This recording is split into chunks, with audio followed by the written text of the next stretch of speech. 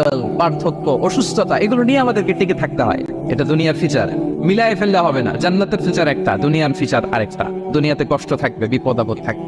এই দুনিয়ার ফিচারটা আল্লাহ তাআলা কোরআনের একটা আয়াতে খুব চমৎকার ভাবে উল্লেখ করেছেন। ফেরাউনের ভয়ে দেশ ত্যাগ করলেন, মিশর থেকে মাদিয়া। আবার আল্লাহর আদেশে যখন ফিরে আসলেন, আবার ফেরাউনের সাথে তর্ক বিতর্ক, যুদ্ধ।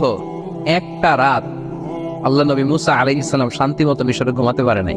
একটা রাত শেষ পর্যন্ত এই ফেরাউন মুসা আলাইহিস সালামকে ধাওয়া করেছে। ফেরাউনের ধ্বংসের আগ পর্যন্ত সে মুসা আলাইহিস সালামকে ধাওয়া করেছে। তার মানে মুসা আলাইহিস সালাম এই বিপদ আপদ পরীক্ষা এগুলো থেকে মুক্তি পান। সম্মানিত সুধী, আমরা এই পৃথিবীতে খুব অল্প একটা সময়ের জন্য, একটা ট্রানজিট পিরিয়ড কাটানোর জন্য বেসিকলি আমরা এই পৃথিবীতে এসেছি। আমরা কি চিরকাল এই পৃথিবীতে থাকবো বলেন তো? না, একটা ট্রানজিট পিরিয়ডে আমরা এসেছি, আবার চলে যেতে হবে।